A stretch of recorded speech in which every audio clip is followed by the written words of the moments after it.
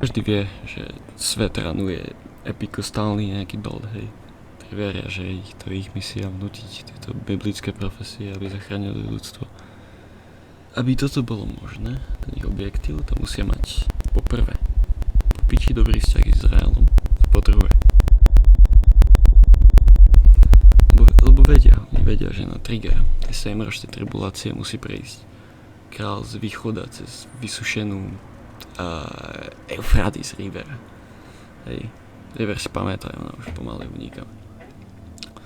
Hej, je to jak jedna veľká epizóda Evangelionu.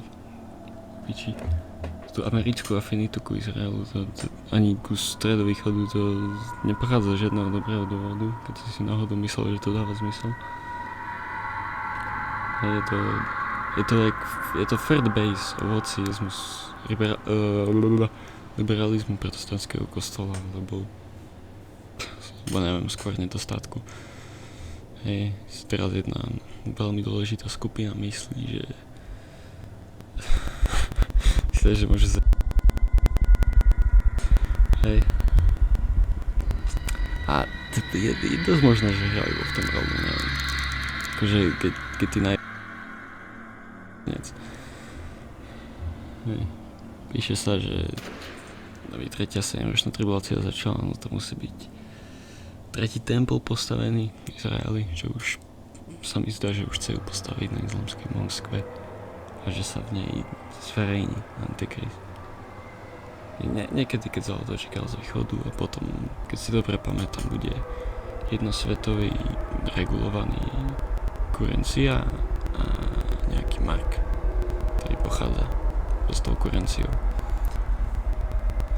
No, toto on napísal v 1. storočí Jan. Neviem, jak toto zistil, je to strašne jebnuté. Hej. Takže zapamätaj, konzervatívni Židia, Benjamin Netanyahu, si myslia, že príde Mesaja po prvýkrát, keď začne tribulácia. A my, kresťania, si myslíme, že príde po druhýkrát. Takže títo epikostáli, oni spolupracujú. Hej. Oni si myslia, že sú obidva jebnutí, ale majú prakticky takú istú cestu, taký istý interest, vieš, istý interest. Hej, to už iba stačí to tá rieka, možno nejaký jednosvetová pičovina, vytvorili nejaký dôvod a neznám. A v Afrike spomínal minulý líder satanistickej cirkvi, že majú nejaký deadline 15 rokov, ktorý je ohľadom do tých revelácií o jednosvetovom governmente a také pičoviny. Hej, keď niekoho niekedy zaujímalo, že sa nemá zmysel, tak